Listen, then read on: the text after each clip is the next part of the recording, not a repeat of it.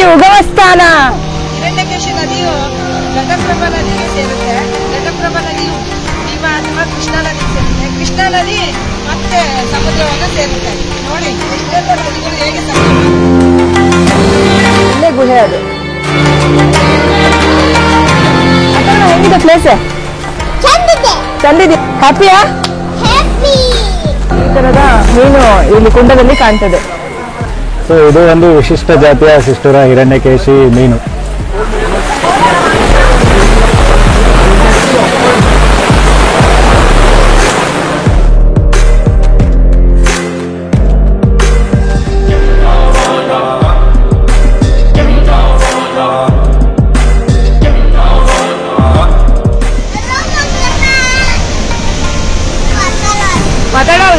ನೋಡಿ ಈಗ ಮಳೆ ಇರಲಿಲ್ಲ, ಈಗ ಸಡನ್ ಆಗಿ ಮಳೆ ಸ್ಟಾರ್ಟ್ ಆಯ್ತು.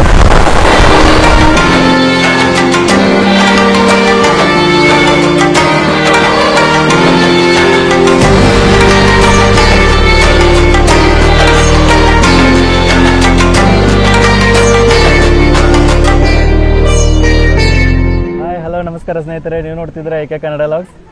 ಸ್ನೇಹಿತರೆ, ಈ ಮಳೆಗಾಲದಲ್ಲಿ ನಿಮಗೆ ಅನೇಕ ನದಿಗಳ ಉಗಮ ಸ್ಥಾನವನ್ನ ವಿಡಿಯೋದಲ್ಲಿ ತೋರಿಸ್ತಾ ಇದ್ದೇವೆ. ಹೌದು. ಅದೇ ರೀತಿಯಾಗಿ ಇವತ್ತು ಒಂದು ಪಶ್ಚಿಮ ಘಟ್ಟದಲ್ಲಿ ಪ್ರಮುಖವಾಗಿ ಹರಿತಕ್ಕಂಥ ಒಂದು ನದಿಯ ಮೂಲವನ್ನ ನಿಮಗೆ ತೋರಿಸ್ತೇವೆ ಸ್ನೇಹಿತರೆ. ಈ ನದಿ ಏನಿದೆ ಅಲ್ಲ, ನಿಮಗೆ ಗೊತ್ತಿರಬಹುದು, ಘಟಪ್ರಭಾ ನದಿ ಗೋಕಾಕ್ ಜಲಪಾತವನ್ನ ನಿರ್ಮಿಸುತ್ತೆ. ಹೌದು. ಆ ಗೋಕಾಕ್ ಜಲಪಾತವನ್ನ ಕರ್ನಾಟಕದ ನಯಾಗರ ಅಂತಾನೆ ಕರೀತಾರೆ. ಸೊ ಅದೇ ರೀತಿಯಾಗಿ ಆ ಘಟಪ್ರಭಾ ನದಿಗೆ ಪ್ರಮುಖವಾದಂಥ ಉಪನದಿ ಹಿರಣ್ಯಕೇಶಿ ನದಿ. ಈ ನದಿಯ ಮೂಲಕ್ಕೆ ಇವತ್ತು ನಾವು ಬಂದಿದ್ದೇವೆ ಸ್ನೇಹಿತರೆ. ಹಾಗಿದ್ರೆ ಬನ್ನಿ ನದಿಯ ಮೂಲವನ್ನ ನೋಡೋಣ. ಯಾವುದಂತ ನದಿ ಅಂತ ನೀವು ಗೆಸ್ ಮಾಡಿರ್ಬೋದು. ಅದೇ ಹಿರಣ್ಯಕೇಶಿ ನದಿ. ಹಿರಣ್ಯಕೇಶಿ ನದಿಯ ಮೂಲ ಬರೋದು ನಮ್ಮ ಅಂಬೋಲಿ ಘಾಟ್ನಲ್ಲಿ, ಮಹಾರಾಷ್ಟ್ರದ ಸಿಂಧುದುರ್ಗ ತಾಲೂಕಿನ ಅಂಬೋಲಿ ಘಾಟ್ನಲ್ಲಿ ಈ ಪ್ಲೇಸ್ ಇದೆ. ಹೌದು. ಸೊ ಬನ್ನಿ ಹಾಗಿದ್ರೆ ಹೋಗೋಣ. ಹಿರಣ್ಯಕೇಶಿ ಅಲ್ಲಿ ದೇವಸ್ಥಾನ ಕೂಡ ಇದೆ, ದೇವಸ್ಥಾನವನ್ನು ನೋಡೋಣ. ಅದೇ ರೀತಿಯಾಗಿ ಅಲ್ಲೇ ಕುಂಡದಲ್ಲಿ ಈ ಹಿರಣ್ಯಕೇಶಿ ನದಿ ಉಗಮಿಸ್ತಾಳೆ. ಬನ್ನಿ ಹೋಗೋಣ.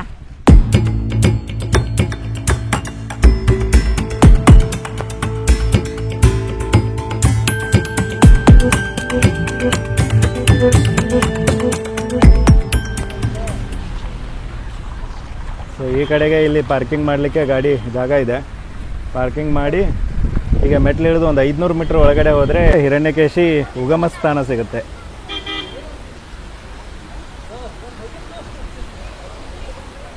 ಬರ್ತಿದ್ದಂಗೆ ನೋಡಿ ಹಿರಣ್ಯಕೇಶಿ ನದಿ ಹರಿದು ಹೋಗ್ತಾ ಇದೆ.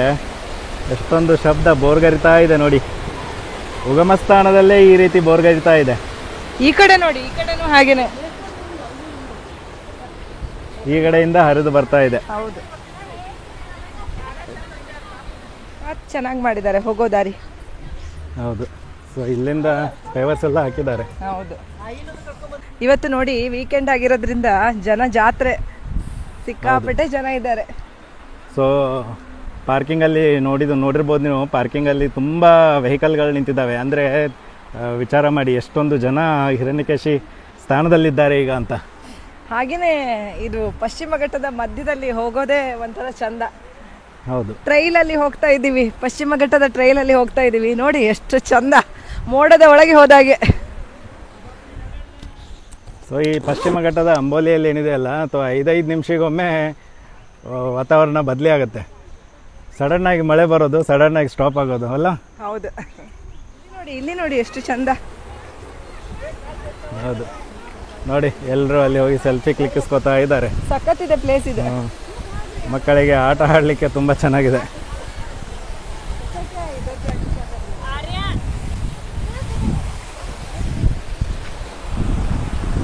ಸೊ ಇಲ್ಲಿ ಒಂದು ತೊರೆ ಇದೆ ನೋಡಿ, ಎಲ್ಲಿ ನೋಡಿದ್ರು ಜರಿ ತೊರೆಗಳು.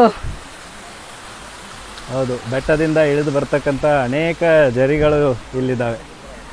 ಸೇರಿ ಒಂದು ದೊಡ್ಡ ನದಿಯಾಗಿ ಹರಿತದಲ್ಲ.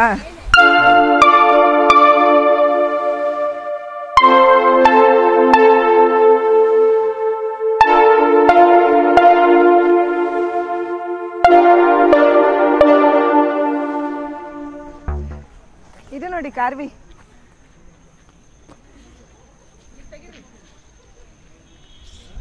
ಸೊ ಇದೆಲ್ಲ ಇಲ್ಲೇನು ಕಾಣ್ತಿದೆಯಲ್ಲ ಇದೆಲ್ಲ ಕಾರ್ವಿ ಗಿಡಗಳು ಸ್ನೇಹಿತರೆ. ಕಾರ್ವಿ ಗಿಡಗಳು 8 ವರ್ಷಕ್ಕೊಮ್ಮೆ ಹೂ ಅರಳಿಸ್ತವೆ. ಅದರಲ್ಲಿ 2 ವಿಧ ಇದೆ. ಒಂದು ದೊಡ್ಡ ವಿಧ, ಅದರಲ್ಲಿ ಹೂ ಬರುತ್ತೆ. ಇದು ಚಿಕ್ಕ ಪಶ್ಚಿಮ ಘಟ್ಟದ ಮಧ್ಯದಲ್ಲಿ ಹೋಗೋದೇ ಒಂಥರ ಖುಷಿ.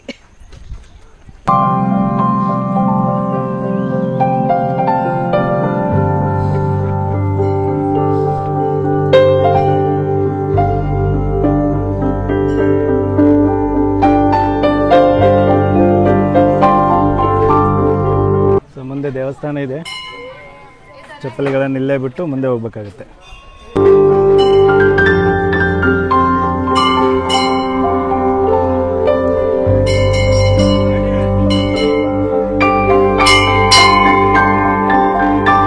ಇದೇ ನೋಡಿ ನಮ್ಮ ಹಿರಣ್ಯಕೇಶಿ ಉಗಮ ಸ್ಥಾನ.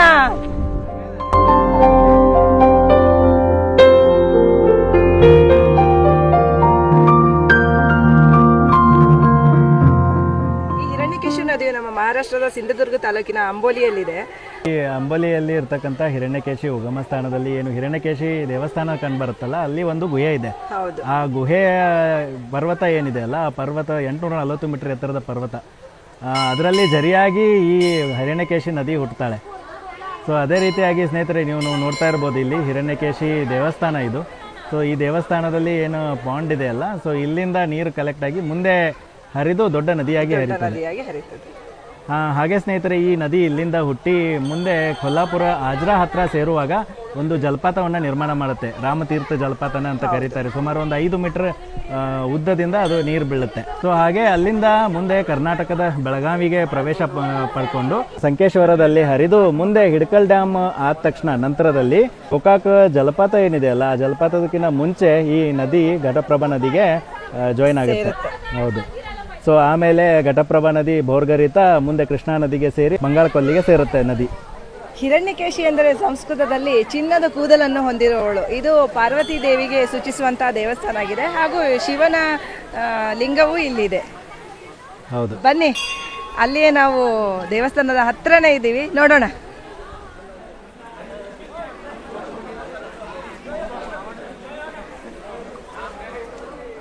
ನೋಡಿ ನೀರು ಎಷ್ಟೊಂದು ಕ್ಲಿಯರ್ ಆಗಿದೆ, ಕ್ರಿಸ್ಟಲ್ ಕ್ಲಿಯರ್ ನೀರು.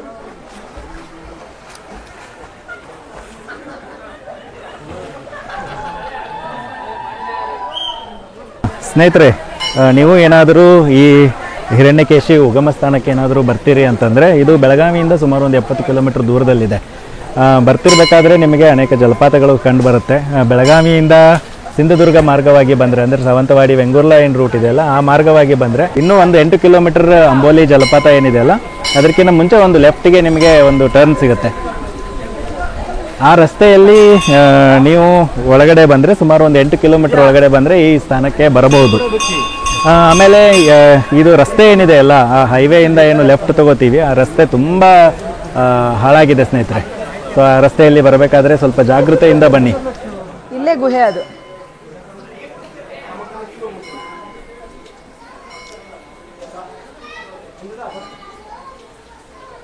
ನೀರು ಕಂಟಿನ್ಯೂಸ್ ಜಿನುಗ್ತಾನೆ ಇರುತ್ತಲ್ಲ. ಹೌದು, ಇಲ್ಲಿ ಬರ್ತದ ನೀರು. ಹೌದೌದು, ನೋಡಿ. ಸೊ ಇಲ್ಲಿ ಎಲ್ಲ ನೀರು ಬರ್ತಾ ಇದೆ ನೋಡಿ. ಮೇಲ್ಗಡೆ ಗುಹೆನೇ ಅದು, ಅಲ್ಲಿಂದ ಸಣ್ಣ ಪಾಂಡಿಗೆ ಬರುತ್ತೆ ನೋಡಿ. ಇಲ್ಲಿಗೆ ಬಂದು ಮುಂದೆ ಇನ್ನೊಂದು ಪಾಂಡ್ ಇದೆ.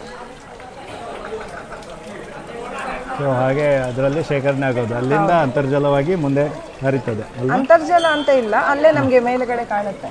ನಮ್ಮ ಹಿರಣ್ಯಕೇಶಿ ನದಿ ಉಗಮ ಅಂತಲೇ ಹೇಳ್ಬೋದು, ಅಲ್ಲಿಂದ ಹರಿದು ಹೋಗ್ತಾಳೆ.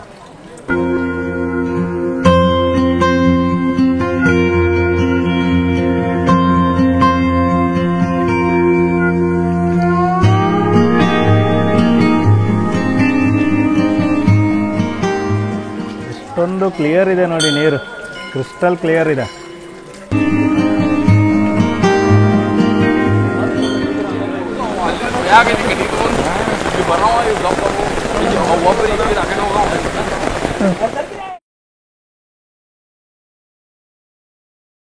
ನೋಡಿ ಸ್ನೇಹಿತರೆ, ಪಶ್ಚಿಮ ಘಟ್ಟಗಳಲ್ಲಿ ಬರತಕ್ಕಂಥ ಈ ನದಿಯ ಉಗಮ ಸ್ಥಾನ ನಮ್ಮ ಅಂಬೋಲಿ ಪಶ್ಚಿಮ ಘಟ್ಟದಲ್ಲಿ ಈ ಉಗಮ ಸ್ಥಾನವನ್ನು ಕಾಣ್ತೇವೆ.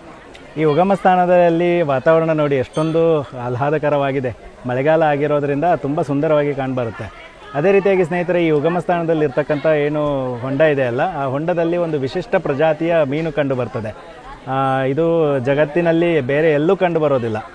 ಅದೇ ರೀತಿಯಾಗಿ ಹಿರಣ್ಯಕೇಶಿ ನದಿಯಲ್ಲಿ ಕಂಡು ಬರ್ತಕ್ಕಂಥ ಮೀನಿನ ಹೆಸರು ಶಿಷ್ಟೂರ ಹಿರಣ್ಯಕೇಶಿ ಅಂತ ಹೇಳಿ. ಆ ಹೆಸರಿನಲ್ಲೇ, ನದಿ ಹೆಸರಿನಲ್ಲೇ ಮೀನಿನ ಹೆಸರನ್ನು ಮಾಡಿದ್ದಾರೆ. ಹೌದು. ಸೊ ಇದನ್ನು ಈ ರೀಸೆಂಟ್ಲಿ ಫೈಂಡ್ ಔಟ್ ಮಾಡಿದ್ದಾರೆ. ಅದೇ ರೀತಿಯಾಗಿ ಈ ಸ್ನೇಹಿತರೆ, ಈ ಶಿಷ್ಟೂರ ಅಂತಕ್ಕಂಥ ಏನು ಫ್ಯಾಮಿಲಿ ಇದೆಯಲ್ಲ, ಮೀನಿನ ತಳಿ, ಸೊ ಇದು ತುಂಬ ವಿಧಗಳಲ್ಲಿ ಇದೆ. ಅದರಲ್ಲಿ ಒಂದು ತಳಿ ಶಿಷ್ಟೂರ ಹಿರಣ್ಯಕೇಶಿ ಅಂತ. ಸೊ ಆ ತಳಿ ಇಲ್ಲಿ ಕಂಡುಬರೋದು. ಸೊ ತುಂಬ ಸುಂದರವಾದಂಥ ಮೀನು ಅದು. ಹಾಗೆಯೇ ಸುತ್ತಮುತ್ತಲಿನ ವಾತಾವರಣ ನೋಡಿ, ಅನೇಕ ಪ್ರಜಾತಿಯ ಮರಗಳನ್ನು ಹೊಂದಿರುವಂಥ ವೈಶಿಷ್ಟ್ಯವಾದ ಪ್ರದೇಶ ಅಂತಲೇ ಹೇಳ್ಬೋದು. ಹೌದು, ಅನೇಕ ರೀತಿಯ ಔಷಧಿ ಸಸ್ಯಗಳು, ಔಷಧಿ ಮರಗಳನ್ನು ಇಲ್ಲಿ ನೋಡ್ಬೋದು. ಹೌದು. ಇಲ್ಲಿ ನೋಡಿ, ನಾವಾಗಲೇ ಒಂದು ಮೀನಿನ ಜಾತಿಯ ಬಗ್ಗೆ ಹೇಳಿದ್ವಲ್ಲ, ಶಿಷ್ಟೂರ ಹಿರಣ್ಯಕೇಶಿ, ಅದರ ಬಗ್ಗೆ ಎಲ್ಲ ಇನ್ಫಾರ್ಮೇಶನ್ ಇಲ್ಲಿ ಹಾಕಿದ್ದಾರೆ ನೋಡಿ. ಈ ಥರದ ಮೀನು ಇಲ್ಲಿ ಕುಂಡದಲ್ಲಿ ಕಾಣ್ತದೆ. ಹಾಗೂ ಒಂದು 10 ಕಿಲೋಮೀಟರ್ ಸರೌಂಡಿಂಗಲ್ಲಿ ಈ ಮೀನುಗಳನ್ನು ನಾವು ನೋಡ್ಬೋದು. ಹೌದು ನೋಡಿ. ಸೊ ಇದು ಒಂದು ವಿಶಿಷ್ಟ ಜಾತಿಯ ಶಿಷ್ಟೂರ ಹಿರಣ್ಯಕೇಶಿ ಮೀನು. ಎಷ್ಟೊಂದು ಸುಂದರವಾಗಿದೆ ನೋಡಿ. ಆಮೇಲೆ ಇದ್ರ ಬಗ್ಗೆ ಹೇಳಬೇಕಂದ್ರೆ ಸ್ನೇಹಿತರೆ, ಈ ಶಿಷ್ಟೂರ ಹಿರಣ್ಯಕೇಶಿ ಮೀನೇನಿದೆಯಲ್ಲ, ಇದು ಉಗಮ ಸ್ಥಾನದಿಂದ ಒಂದು 10 ಕಿಲೋಮೀಟರ್ವರೆಗೆ ಮಾತ್ರ ಕಂಡು ಬರೋದು. ಅದರ ಮುಂದೆ ಈ ಹಿರಣ್ಯಕೇಶಿ ನದಿಯಲ್ಲೂ ಕೂಡ ಈ ಮೀನು ಕಂಡು ಬರೋದು. ಮೀನಿನ ಪ್ರಭೇದ ಕಂಡು ಬರೋದಿಲ್ಲ, ಇಲ್ಲಿ ಮಾತ್ರ. ಅದಕ್ಕೋಸ್ಕರ ಈ ಪ್ರದೇಶ ಏನಿದೆಯಲ್ಲ, ಈ ಕಾಡಿನ ಪ್ರದೇಶ ಆಗಲಿ, ಈ ನದಿಯ ಬದಿ ಒಂದು 10 ಕಿಲೋಮೀಟರ್ ಸರೌಂಡಿಂಗನ್ನು ಶಿಷ್ಟೂರ ಹಿರಣ್ಯಕೇಶಿ ಕನ್ಸರ್ವೇಟಿವ್ ಪ್ಲೇಸ್ ಅಂತಲೇ ಕರೀತಾರೆ. ಹೌದು. ಸೊ ಇದನ್ನ ಸಂರಕ್ಷಿತ ಪ್ರದೇಶವನ್ನಾಗಿ ಘೋಷಣೆ ಮಾಡಿದ್ದಾರೆ. ಹೌದು. ನಮ್ಮ ಕರ್ನಾಟಕದಲ್ಲಿ ಹೆಂಗೆ ಸಿಂಗಳಿಕ ಸಂರಕ್ಷಿತ ಪ್ರದೇಶ, ಹಾರ್ನ್ಬಿಲ್ ಸಂರಕ್ಷಿತ ಪ್ರದೇಶ ಅಂತ ಇರುತ್ತಲ್ಲ, ಅದೇ ರೀತಿಯಲ್ಲಿ ಇದು ಶಿಷ್ಟೂರ ಹಿರಣ್ಯಕೇಶಿ ಸಂರಕ್ಷಿತ ಪ್ರದೇಶ.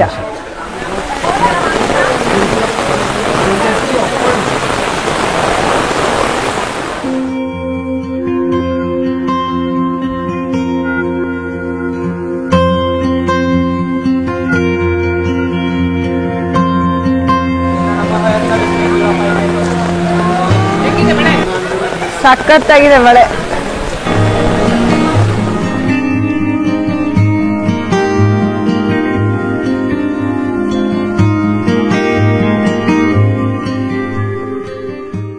ಅದೇ ರೀತಿಯಾಗಿ ಸ್ನೇಹಿತರೆ, ಹಿರಣ್ಯಕೇಶಿ ನದಿ ಉಗಮ ಸ್ಥಾನ ಏನಿದೆಯಲ್ಲ, ಇಲ್ಲಿಂದ ಒಂದು ಸುಮಾರು 8 ಕಿಲೋಮೀಟರ್ದ ಹತ್ತಿರದಲ್ಲೇ ನಿಮಗೆ ಅಂಬೋಲಿ ಜಲಪಾತ ಇದೆ.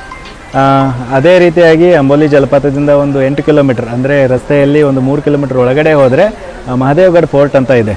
ಸೊ ಅಲ್ಲಿ ನಿಮಗೆ ಯೂಶ್ವಲಿ ಸನ್ಸೆಟ್ ಪಾಯಿಂಟಿಗೆ ಅದು ಪ್ರಸಿದ್ಧವಾಗಿದ್ದಂಥ ಪ್ಲೇಸು. 5 ಗಂಟೆ 6 ಗಂಟೆ ಸುಮಾರಿಗೆ ನೀವು ಅಲ್ಲಿ ಹೋದರೆ ಸನ್ಸೆಟ್ ಸಿಗುತ್ತೆ. ಮಳೆಗಾಲದಲ್ಲಿ ಮಾತ್ರ ನಿಮಗೆ ಇದು ಕಂಡು ಬರೋದಿಲ್ಲ. ಹಾಗಾಗಿ ಬೆಳಗಾವಿಯಿಂದ ಬರಬೇಕಾದ್ರೆ ಇನ್ನೂ ಒಂದು 20 ಕಿಲೋಮೀಟರ್ ಅಂತರದಲ್ಲಿ, ಅಂದರೆ ಅಂಬೋಲಿ ಜಲಪಾತದಿಂದ ಒಂದು 20 ಕಿಲೋಮೀಟರ್ ಅಂತರದಲ್ಲೇ ನಿಮಗೊಂದು ಜಲಪಾತ ಸಿಗುತ್ತೆ, ನಾಗರತಾಸ್ ಜಲಪಾತ ಅಂತ ಹೇಳಿ. ಸೊ ಅದು ಒಂದು ವಿಶಿಷ್ಟವಾದಂಥ ಜಲಪಾತ. ಅದಕ್ಕೆ ಹೆಸರು ಬಂದಿರೋದೇ ನಾಗರ ಹೆಡೆ ಹಾಗೆ ಕಾಣುತ್ತೆ ಅನ್ನೋ ಒಂದು ಕಾರಣದಿಂದ. ಸೊ ನಾಗರತಾಸ್ ಜಲಪಾತ, ಅದನ್ನು ನೋಡಿಕೊಂಡು ಅಲ್ಲೇ ನಾಗರತಾಸ್ ದೇವಸ್ಥಾನ ಕೂಡ ಇದೆ. ಸೊ ಅದನ್ನು ನೋಡಿಕೊಂಡು ನೀವು ಮುಂದೆ ಬಂದರೆ ಈ ಹಿರಣ್ಯಕೇಶಿ ದೇವಸ್ಥಾನಕ್ಕೆ ತಲುಪಬಹುದು. ಇಲ್ಲಿಂದ ಒಂದು 8 ಕಿಲೋಮೀಟರ್ ದೂರದಲ್ಲೇ ನಿಮಗೆ ಇನ್ನೂ ಒಂದು ವಾಟರ್ಫಾಲ್ ಪ್ಲೇಸ್ ಸಿಗುತ್ತೆ. ಅಂದರೆ ಅದಕ್ಕೆ ರಿವರ್ಸ್ ವಾಟರ್ಫಾಲ್ಸ್ ಅಂತಾನೆ ಪ್ರಸಿದ್ಧಿ. ಸೊ ಅದೇ ನಮ್ಮದು ಕವಳಸಾದ ರಿವರ್ಸ್ ವಾಟರ್ಫಾಲ್ ಪಾಯಿಂಟ್ ಅಂತ.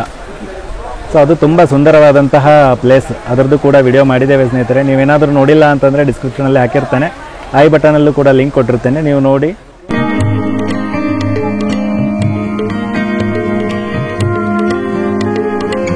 ಸ್ನೇಹಿತರೆ, ಈ ಏನು ಹಿರಣ್ಯಕೇಶಿ ಉಗಮ ಸ್ಥಾನದ ಪ್ರದೇಶ ಏನು ನೋಡ್ತಾ ಇದ್ದೀರಲ್ಲ, ಇಲ್ಲಿ ಒಂದು ವಿಶಿಷ್ಟವಾದಂಥ ಅಣಬೆ ಕಂಡು ಬರುತ್ತೆ.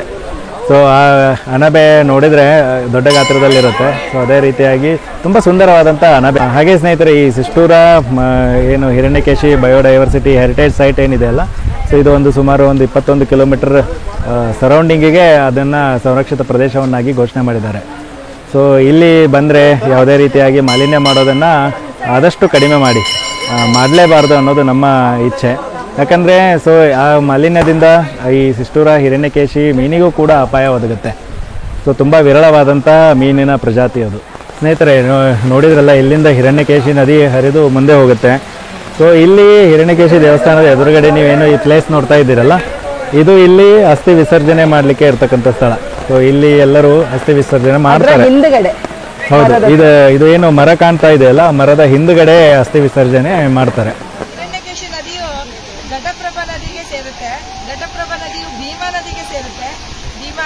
ಕೃಷ್ಣಾ ನದಿಗೆ ಸೇರುತ್ತೆ. ಕೃಷ್ಣಾ ನದಿ ಮತ್ತೆ ಸಮುದ್ರವನ್ನು ಸೇರುತ್ತೆ.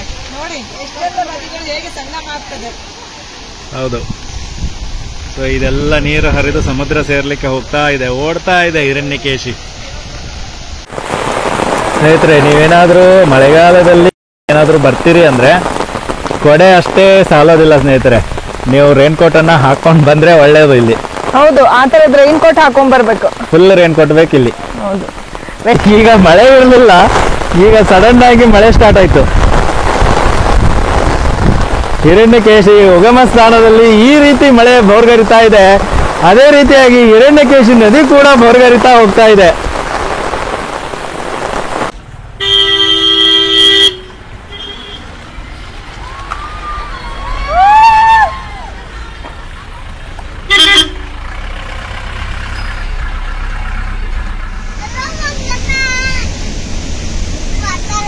ಮಾತಾಡಲ್ದ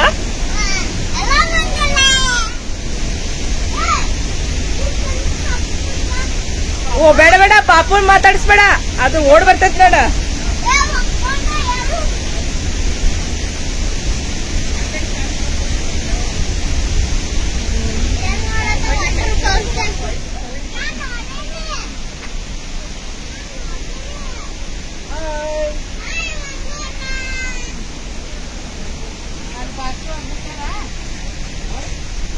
ನೋಡಿದ್ರಲ್ಲ ಸ್ನೇಹಿತರೆ, ಪೂರ್ವಾಭಿಮುಖವಾಗಿ ಹರಿತಕ್ಕಂತ ನಮ್ಮ ಹಿರಣ್ಯಕೇಶಿ ನದಿಯ ಉಗಮ ಸ್ಥಾನವನ್ನ. ಸೊ ಈ ಮಳೆಗಾಲದಲ್ಲಿ ಇಲ್ಲಿ ಬರೋದೇ ಒಂದು ಖುಷಿ. ಸೊ ತುಂಬಾ ಸುಂದರವಾದ ವಾತಾವರಣ ಸ್ನೇಹಿತರೆ. ಪಶ್ಚಿಮ ಘಟ್ಟಗಳನ್ನು ನೋಡೋದೇ ಒಂಥರ ಖುಷಿ ಆಗುತ್ತೆ. ಹೌದು. ಸೊ ಅದೇ ರೀತಿಯಾಗಿ ನೀವು ಏನಾದರೂ ಚಿತ್ರದುರ್ಗ ಸಾವಂತವಾಡಿ ರಸ್ತೆಯಲ್ಲಿ ಅಥವಾ ಅಂಬೋಲಿ ಜಲಪಾತಕ್ಕೆ ಏನಾದರೂ ವಿಸಿಟ್ ಮಾಡ್ತಿದ್ದೀರಾ ಅಂತಂದ್ರೆ ಈ ಹಿರಣ್ಯಕೇಶಿ ಉಗಮ ಸ್ಥಾನಕ್ಕೆ ಕೂಡ ಭೇಟಿ ನೀಡಿ ಸ್ನೇಹಿತರೆ. ಸೊ ಈ ವಿಡಿಯೋ ನಿಮಗೆ ಇಷ್ಟವಾಯಿತು ಅಂತ ಅನ್ಕೋತೀವಿ ಸ್ನೇಹಿತರೆ. ಈ ವಿಡಿಯೋ ಹೇಗೆ ಅನ್ನಿಸ್ತು ಅಂತ ಕಮೆಂಟ್ ಮೂಲಕ ತಿಳಿಸಿ. ಹಾಗೆ ನಿಮ್ಮ ಫ್ಯಾಮಿಲಿ ಫ್ರೆಂಡ್ಸ್ಗಳ ಜೊತೆ ಶೇರ್ ಮಾಡ್ಕೊಳ್ಳಿ. ಹಾಗೆ ನಮ್ಮ ವಿಡಿಯೋನ ಹೊಸದಾಗಿ ನೋಡ್ತಾ ಇದ್ರೆ ಸಬ್ಸ್ಕ್ರೈಬ್ ಮಾಡಿ ಅಂತ ಹೇಳ್ತಾ ಇವತ್ತಿನ ವ್ಲಾಗನ್ನು ಇಲ್ಲಿಗೆ ಎಂಡ್ ಮಾಡ್ತಾ ಇದ್ದೀವಿ. Bye friends. ಬಾಯ್ ಬಾಯ್. ನೆಕ್ಸ್ಟ್ ವಿಡಿಯೋದಲ್ಲಿ ಮತ್ತೆ ಸಿಗೋಣ.